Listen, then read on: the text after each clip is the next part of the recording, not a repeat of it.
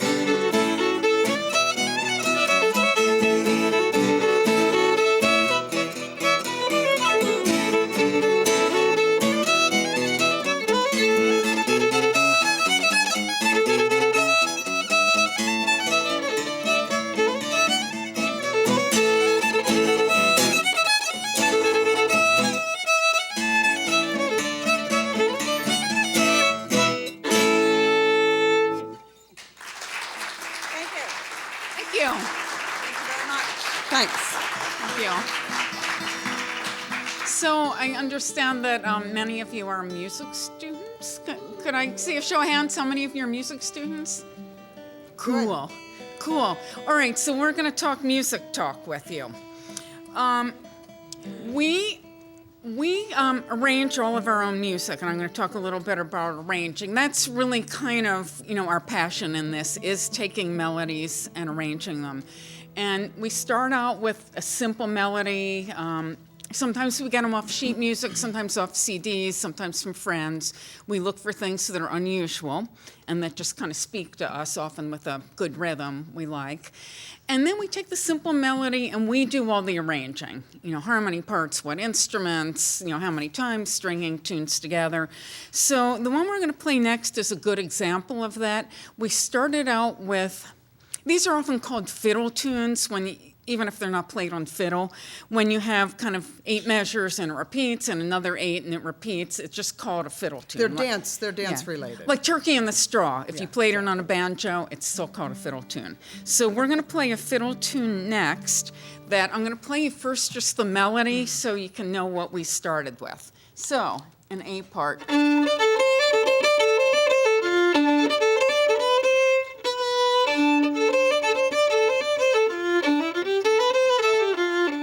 So that's 8-measure A part, and then there's a B part that has all this 3 against 4, which I love.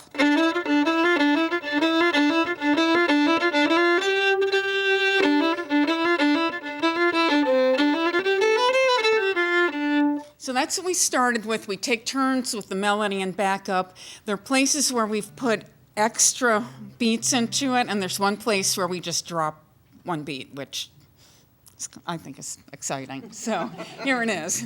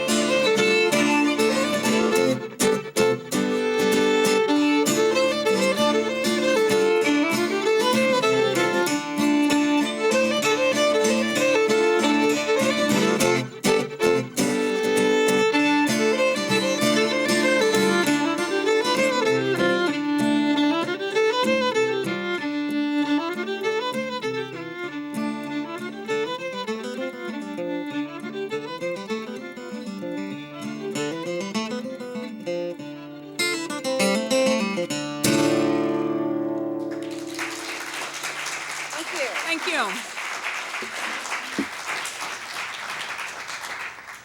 How many of you heard where we dropped the beat? I don't even know. It was cool. It was the right place for it. I don't even know where we dropped the beat. It's probably better I don't. I'd be looking for it. Okay. This is a mandolin Karen got out. It's tuned just like a violin. A lot of times you'll see mandolins that have the same sort of sound hole as you have in a violin, but this has the round hole in the middle. This has a more mellow sound, and you might hear this for Celtic music instead of maybe bluegrass, or country tends to use the other style.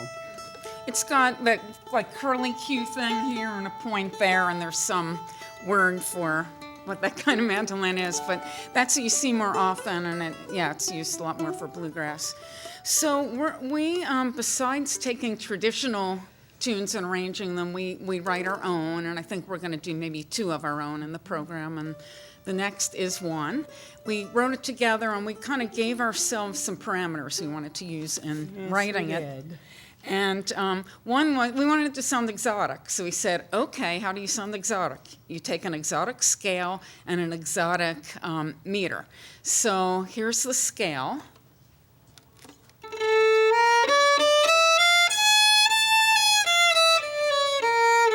So we put the 1.5 step thing in the scale twice, like between the 2nd and 3rd. The 6th and 7th has it. And then we decided to put it in 7, and the 7 is 1, 2, 3, 1, 2, 1, 2. So a long and 2 shorts. Ready? Yeah.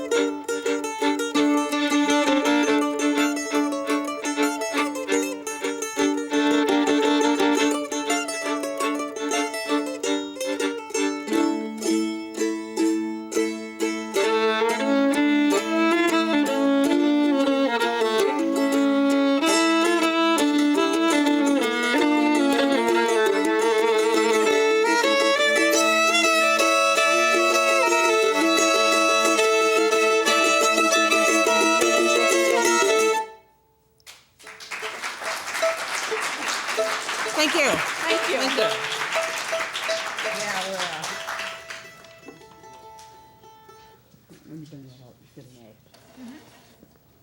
Linda's going to bring out a hammer dulcimer, and I'm sure some of you have seen these. They actually look like the inside of a piano, but instead of using keys like you would on a piano that would mechanically move hammers to hit the strings, you're actually striking the strings yourself. It's actually, a lot of drummers are really like these things. It has a lot of strings to tune, and they're very old. They've been around for about 2,000 years. Yeah. Karen's going to go tune, actually, and I'll show it to you. Here's your note. So here it is. It's like the inside of a piano. And hammers are like the hammers in a piano. And you won't quite see me playing it because I'll be on the other side of it. But we're going to hang out afterwards if you want to come up. And it's easier than it looks. If some of you want to try it afterwards, you can do that. So what we're going to play next is a medley of 2 Greek tunes. The first one is this kind of straight, kind of sexy Zorba the Greek feel. And then the second one's in 7/8. We're a little obsessed with 7/8. This won't be the last of the 7/8 that you hear. But the last one was the long and 2 shorts. This one's turned around. So it's 1, 2, 1, 2, 1, 2, 3. And we kind of sneak into it in the middle. It's like if you're tapping your foot, all of a sudden you can't tap your foot. And you say, oh, that's where it happened. One of the reasons we picked these 2 instruments to perform on is they try and kind of occupy the same space in terms of sound. A mandolin has 8 strings on it, but it only has 4 notes. So each note has 2 strings, and that's the same as the dulcimer. So we really wanted that. You can't get them perfectly in tune, so you have this kind of a wave sound almost to it that's kind of odd. Maybe sometimes a little too odd.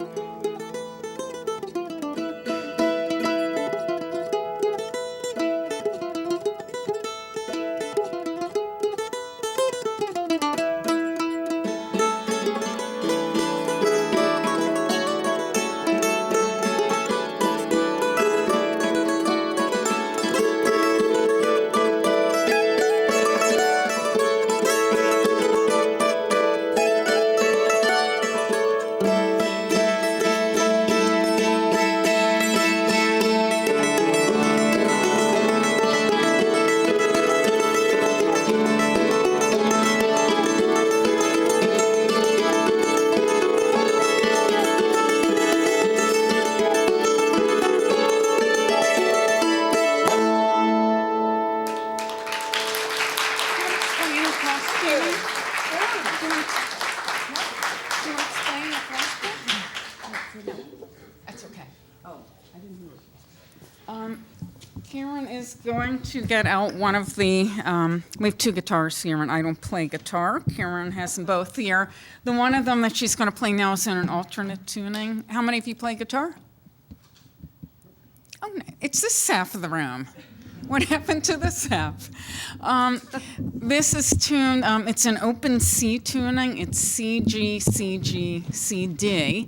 And I don't play guitar, but she keeps saying that it's actually easier than standard tuning because you get a lot of places, since you have the octaves there, where you just can slide the same chord up and down.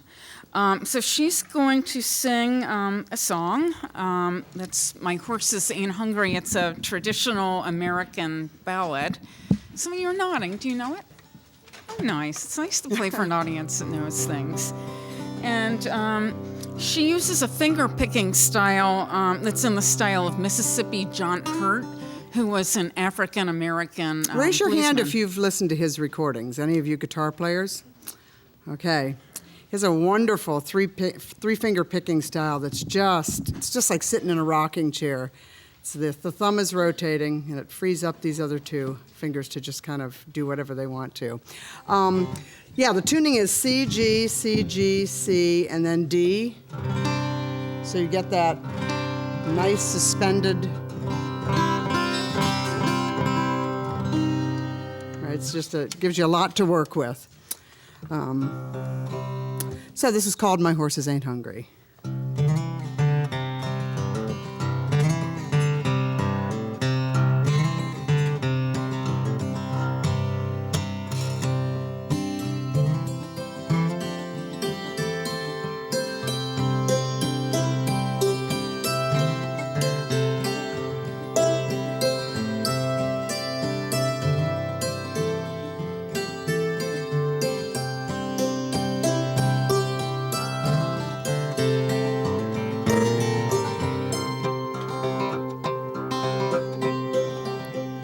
My horses ain't hungry, they won't eat your hay. So fare thee well, darling, I'm going away.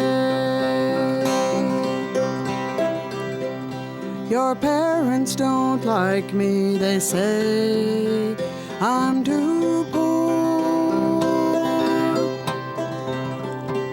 Say they don't want me hanging round your door.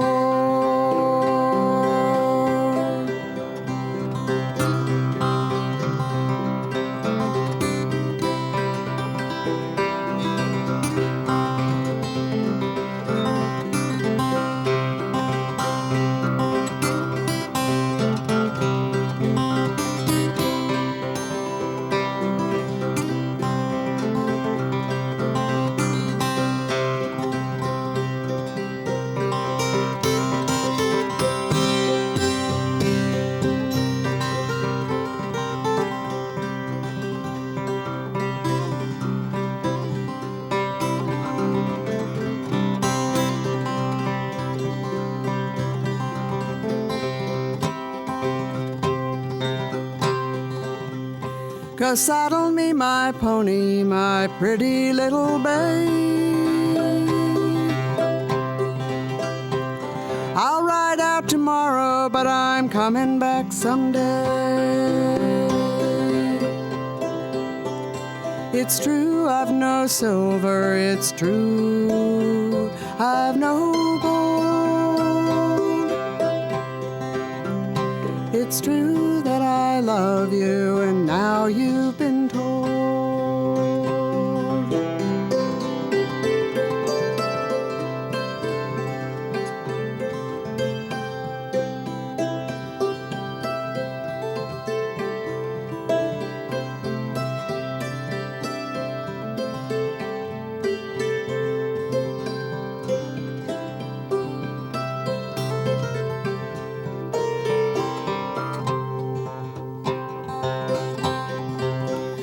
My horses ain't hungry, they won't eat your hay. So fare thee well, darling, I'm going away.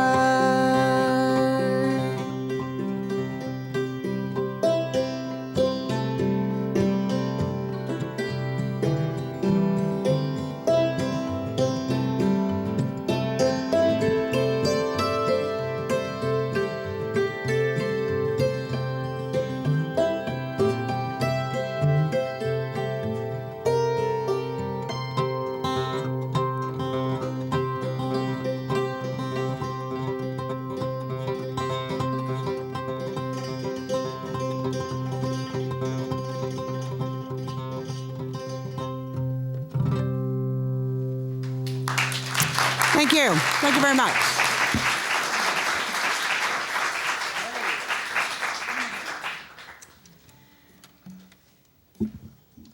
Well, I'm going to stay on this guitar. It's really fun to play in this tuning. We listened to the music of a kora, African kora player named Mamadou Diabate. I don't know if any of you have heard of him or not, but if you get a chance, he's marvelous. The kora is a giant harp-like instrument, and he's from Mali, and it's a huge gourd, and coming up out of it is a neck with strings coming down, and he can play very, very, very fast, and there's just kind of this waterfall sound of music that's coming out of the kora. He's also, it's a long tradition over there. His father was a kora player, and I think his grandfather. I mean, the whole family is known for it. So it's Mamadou Diabate, and if you want, we can give you the name. You definitely ought to hear him. Anyway, we were very affected by his music, and we really liked one of the scales he was using. And it was, interestingly enough, a scale that sounded better going down than it did coming up. So we decided to write a piece. We haven't talked to him yet. We're calling it Mamadou. We don't know if he wants it named after him or not. Guess what the meter is? 7/8. We're a little obsessed with 7/8. I don't know. I'll play. The scale is actually one of the ones where you music majors are going to know the name of it. It's the one like if you start on an F and have no sharps and flats. Is that called Phrygian or Lydian or what's it called? Lydian. Okay, so here's the scale going up. But listen how it kind of hangs going down. You get that nice lift in the middle as it descends. It's a really lovely piece. So we decided we wanted to write this, and we were thinking about, like in Mali, they've got some plains area. So we just kind of wanted to paint a mental picture of I've never been to Africa, and neither has Linda. My husband was, and he said it fits.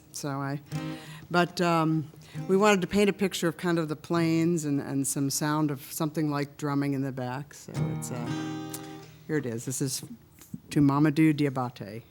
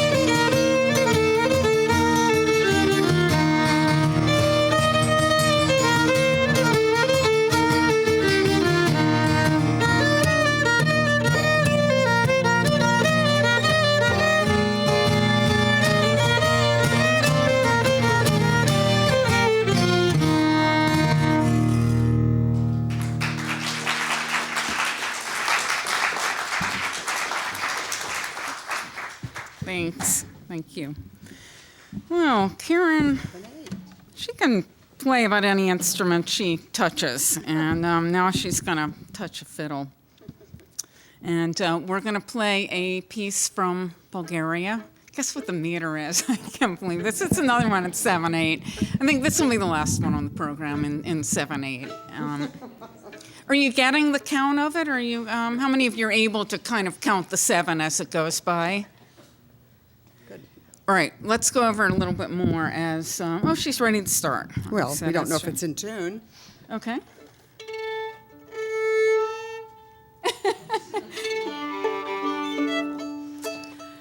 Yes, this one is 7/8. It's Bulgarian. And this is, again, kind of where we're trying to occupy the same space with two violins. There's a long heritage of a number of violins playing together.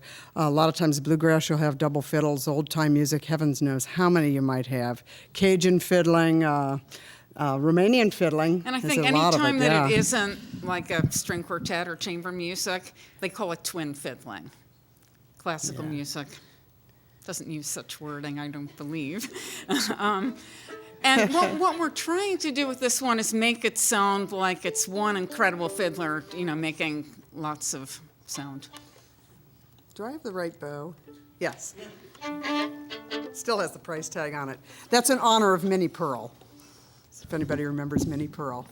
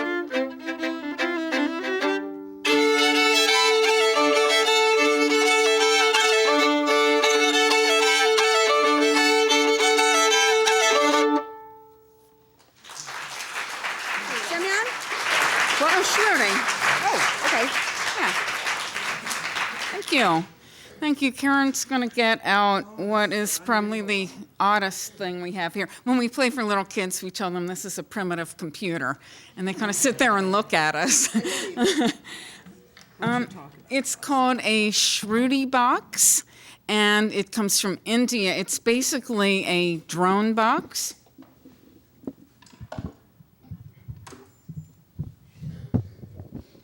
How many of you have seen a harmonium? It's an instrument, like you pump it with one hand and then you play a keyboard with the other. This is like the back end of a harmonium. So, And that's all it does. It just plays drone notes. You can open up these different chambers by, there are little coverings on them, and D and A are opened up. What key do you think we're going to play in? Oh, you know that. D. We're going to play in D. And Karen is going to play this with her feet and play a drum at the same time, and I'm going to just play one instrument. Actually, there are a number of musicians now that are starting to use these. You can buy electronic ones, but as you can see, we really use all acoustic instruments. An electronic one, there's like no point of it, because the whole thing about that really is the visual, or like 80% of it is the well, visual. If it's all electronic, you could just set something and walk away, Go sit down and listen to yourself. Like put on a tuner or something. I guess that's kind of what it sounds like. So, the Shruti box is pretty cool. And we had to get this specially tuned by a well-known harmonica maker up in Pennsylvania. And I'll tell you what, when I took this thing into him, he just was like, whoa, let me get inside that thing. So I left it with him for about a month. Oh, I should. Ready? Good? Should be good. Okay. Should be. I tuned it. This is a doumbek. This is a Turkish drum. And of course, it's named a doumbek because that's how it sounds. The low note in the middle is a doom, and the beck is a higher pitch out here around the rim. Onomatopoeia. And you'll see at some point in here, too, I'm just going to sing like one long, loud note, kind of like the Shruti. And this is just kind of paying homage to the whole heritage of Indian meditation. Oh, they're all gonna. They're music people. They're gonna sing the drone yeah. too. That But would be cool. let me first tell you about this violin. With a guitar, when you tune it, not in standard tuning, it's called alternate tuning. For some reason, with a violin, it's called cross tuning, and it is done very much so in the Southern Appalachians. And they basically retune for each key. And so it's interesting, you go into, they don't do it with the northern traditional fiddle tunes, they don't do it, it's really a southern thing. And you go into a jam session and kind of ask, well, what key are you in? And everybody tunes to that key, and you might all evening be in one key, or partway through somebody might say, well, let's switch, and everybody retunes. So I'm tuned D, D, A, D. What key do you think we're playing in? D, we already said that. Okay. The section she opens with is called a doina, and this is something we borrowed. It isn't really, but go ahead. Oh, it isn't? I shouldn't listen to you in the car when we travel. I believed you. Anyway, it's an improvisational section, and she's going to start out with that. In klezmer music, which we'll talk about later because we'll get to it, it's Jewish music from Eastern Europe. You have this tradition of the doina, which is a real improvised rubato kind of thing. And she thinks that's what I'm doing in this, but I'm really just outlining the melody, and that's why I'm saying it isn't really a doina. I'm kind of outlining the melody and taking liberties with it. Anyhow, I would like all of you, since you're music majors, to sing the drone. Whenever you see Karen singing, sing with her.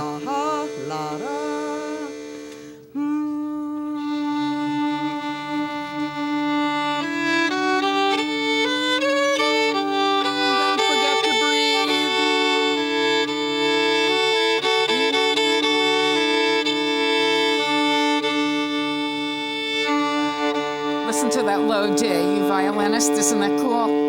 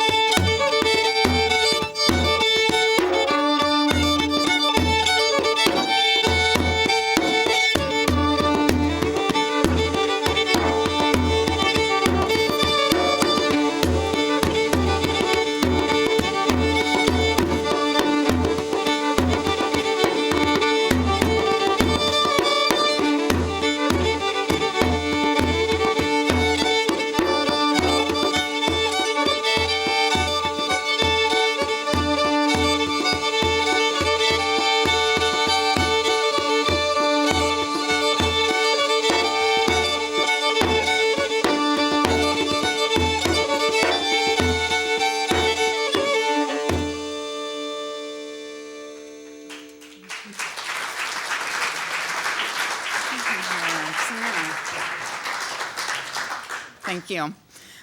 We are going to play some klezmer music next, and as I said, how many of you have seen Fiddler on the Roof? Because that's the best way to explain it. The music that you hear in Fiddler on the Roof is Broadway music. It's not klezmer music. But the culture that you're seeing in Fiddler on the Roof, that's where klezmer music comes from. So it's Jewish music from Eastern Europe. And Karen is going to get out the banjo. It's not a normal banjo. You've probably noticed already what it is. What's different about it? 6 strings. It has 6 strings on it. It's a guitar neck on a banjo head. Any of you who play guitar could play this immediately because you play it the same way. It just comes out sounding like a banjo. I've heard it called there are 5 different names I've heard for it. A banjo guitar, a guitar banjo, a gitjo, a bantar, or a 6-string banjo. Or you know what? Sometimes we just call it a banjo. Yeah. This one is well over 100 years old. They're really neat. You do find them around. I actually got this online. I know Keith Urban, somebody in Keith Urban's band, I think, is. I was watching a video one night, and this thing, you just see just a flash of the banjo. It's like, wait a minute, there's no 5th peg on that. There's not one of these up, so a peg sticking up in the neck. So I really started looking at it. And meanwhile, they are coming back into popularity. If you're going to look for them online, I would go under 6-string banjo, or 6-string banjo, because that's really where you'll find most of them listed. But they're really wonderful. They really sound much more like a banjo than a guitar.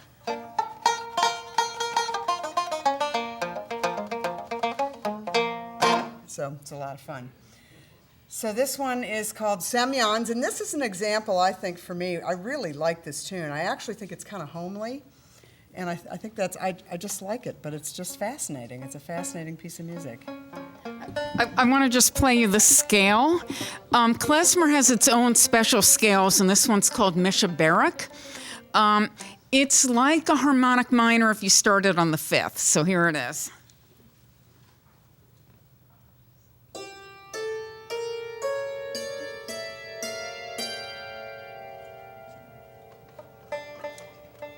Ready? Ooh.